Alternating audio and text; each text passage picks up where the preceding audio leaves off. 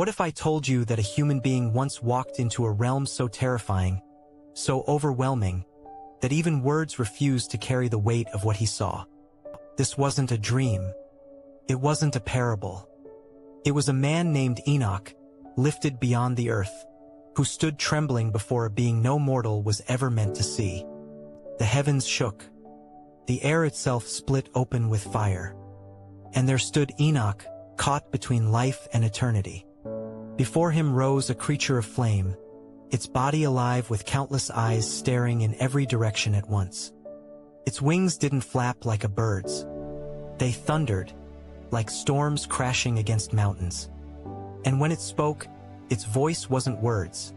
It was like oceans colliding in the sky. Have you ever felt small standing in a thunderstorm? Imagine that multiplied by infinity. That's where Enoch stood. A man of dust, flesh and bone, trembling in the courts of glory. But why was he there? Why him of all people? The Book of Enoch tells us this was no ordinary vision. He wasn't just dreaming. He wasn't just imagining. He was taken, spirit pulled upward, drawn out of the dust and into the very chambers of heaven itself. Picture it. One moment, Enoch stands on earth, soil beneath his feet, sky above, gravity holding him down. The next moment, that anchor is cut.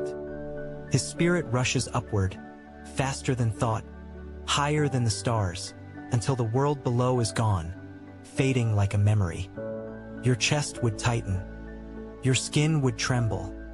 Your breath would vanish as the sky itself bent and shifted around you. Above him opened not just stars but layers of reality. Realms burning with fire and storm, where holiness wasn't just an idea, it was alive. This wasn't the gentle heaven painted in art.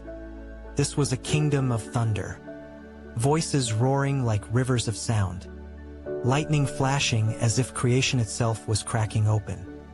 Every heartbeat reminded Enoch, you don't belong here. And yet he was there. Why? To witness. To see with mortal eyes what mortals should never see. Have you ever stepped into a canyon so deep, or stood before waves so large, that you suddenly felt like nothing? That was Enoch, except multiplied beyond imagination. Every breath was borrowed. Every step was trembling. And then he reached it. The threshold of eternity. Doors of fire blazing like molten bronze. Gates alive with light, but not sunlight, not starlight, something older. Something watching. The moment he stepped closer, he knew. Behind those doors was the heart of existence itself. Thrones, fires, beings of indescribable power. If he turned back now, he would live. If he stepped forward, he would stand face to face with the guardians of eternity. And the doors opened. Out surged fire, not to consume but to reveal. And what Enoch saw next would haunt him, terrify him, and change him forever. At first, his mind refused to accept it. The shape before him didn't belong to the categories of earth. Not animal. Not man. Not even angel as we picture them. It was other. Imagine staring into lightning, not for a flash, but holding your eyes open as it blazed endlessly. That was Enoch's reality. Fire alive, twisting into a form too strange, too magnificent to name. The being stood wrapped in flame, wings unfolding like storms. But not 2 wings. Not 4. More than he could count. Each movement shook the air. Each beat roared like oceans crashing against cliffs. The Book of Enoch says their wings thundered like the rushing of great waters, like the march of countless armies. Have you ever stood by a waterfall so loud that your thoughts drowned? Multiply that 1,000 times. That's the sound pounding into Enoch's soul. And then he saw the eyes. Not 2, not 10, not even 100, but countless eyes covering their arms, their wings, their backs, their faces. Every eye alive, burning, unblinking. And here's the terror. Those eyes saw him. Not just his body, not just his face. They pierced into him. His memories, his fears, his hidden thoughts. Nothing was safe. Nothing was hidden.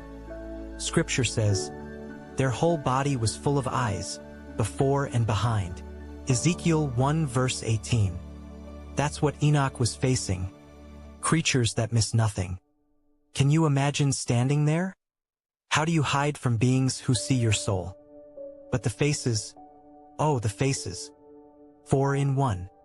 A man, a lion, an ox, an eagle. Each face blazing with fire. Each face turning without turning, as though every direction was forward at once. No weakness, no blind spot, all-seeing, all-knowing, untouchable. And their sound? Not wings of a bird, not the whisper of angels, but the tearing of the heavens themselves. Thunder cracking so violently that every nerve in Enoch's body begged him to collapse. And yet there was fire. Fire not on them but of them. Their very form was flame. Sparks spilled from their movements. Tongues of fire stretched from their wings. And still they were never consumed. This wasn't ordinary fire. It was holy fire. Fire that strips away lies, burns out corruption, leaves nothing but truth. Can you stand in that? Could any of us? Imagine Enoch's knees trembling, his body barely able to hold itself up. And yet God had called him here to witness, to see these beings who serve as the boundaries of the throne. That's their role. Not decoration, not spectacle, but guardians, living walls of flame and thunder, declaring one thing to all creation. You do not come close unless you are called. Their eyes declare, nothing is hidden. Their wings declare, nothing escapes. Their fire declares, nothing unholy survives. And yet, even in their terror, they worship. Day and night. Voices like thunder crying, holy, holy, holy, not softly, not gently, but like storms ripping through the sky. What Enoch saw here was not just a vision. It was a truth, a message echoing through eternity. Before the throne, there is no pretending, no masks, no secrets. And yet, this was not even the destination. The beings of fire were only the threshold. For beyond them lay something greater still, something more terrifying, something more glorious. The beings of flame roared, their countless eyes still fixed on Enoch. But then something shifted. Their wings folded, their thunder quieted, and like soldiers before a king, they stepped aside. The fire parted, and there, through the curtain of flame, Enoch saw it. A throne, but not of gold, not of wood, not even of jewels. A throne alive, a throne made of glory itself. Colors blazed from it, burning sapphire, molten amber, lightning twisting like veins across the heavens. Ezekiel described it as sapphire.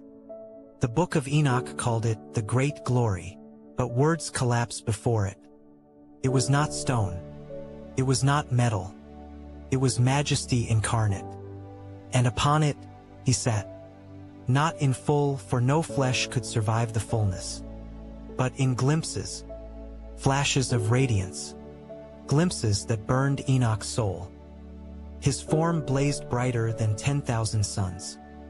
And yet, unlike the sun, his light did not blind, it revealed every hidden thought, every secret fear. His face was fire and light interwoven. His crowned spikes of radiance stretching like endless spires, burning yet never consumed. And his body, his robe, covered with eyes, countless, blazing, eternal. Eyes that saw the end from the beginning. Eyes that pierced through Enoch, through time itself. The Book of Enoch whispered, his raiment shone more brightly than the sun and was whiter than any snow. Enoch 14:20. Imagine snow so pure it glows, yet next to him it looks filthy. Imagine the sun itself, yet beside him it looks like a candle. And then, he spoke. The sound wasn't just words. It was thunder, earthquake, roaring waters, yet somehow gentle, like peace hidden inside a storm. Do you know that paradox? When thunder rattles your chest, but something inside you whispers calm. That's what his voice was. Terrible, gentle, alive. Fire poured from the throne, not downward, not outward, but everywhere. Flames rolling like oceans, spreading without consuming. Like Moses' burning bush, but eternal. The very air was alive. Heavy, holy, sharp. Every breath Enoch took burned his lungs with glory. His body collapsed, trembling, face against the ground. Because here, even air wasn't just air. It was holiness. And around the throne, the beings of fire worshipped. Voices like thunder crying, "Holy, holy, holy," not once, not twice, forever. Because in eternity, worship isn't repetition, it's discovery. Every moment revealing new depths of glory. Colors bent and shifted, emerald into sapphire, sapphire into fire, rainbows of living light blazing like storms. Every color told a story, holiness in blue, mercy in white, judgment in crimson. Together, a symphony of sight. Enoch trembled, overwhelmed, undone. Yet he wasn't destroyed. He was changed, because no one glimpses the throne and stays the same. So why was Enoch shown this? Why pull back the curtain for a man of dust? Because the throne is not empty. The universe is not chaos. Behind the veil stands order, justice, mercy, and power. The throne reminds creation. You are not the center.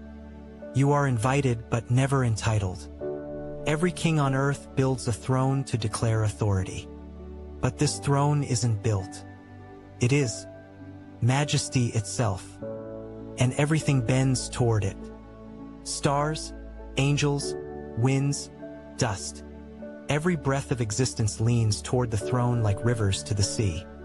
Imagine if it weren't there. If the universe had no throne, no ruler, no justice, galaxies would collapse. Time itself would unravel. Life would have no anchor. That's why the throne matters. It declares, this universe is not abandoned. But then the eyes. Countless eyes upon the throne, upon the one who sits there. At first terrifying, like being caught, stripped bare before a gaze that misses nothing. But then Enoch began to see. These weren't only eyes of judgment. They were eyes of care. Eyes that see every injustice, every sorrow, every wound. Maybe you've felt it. Standing under the night sky, overwhelmed by galaxies.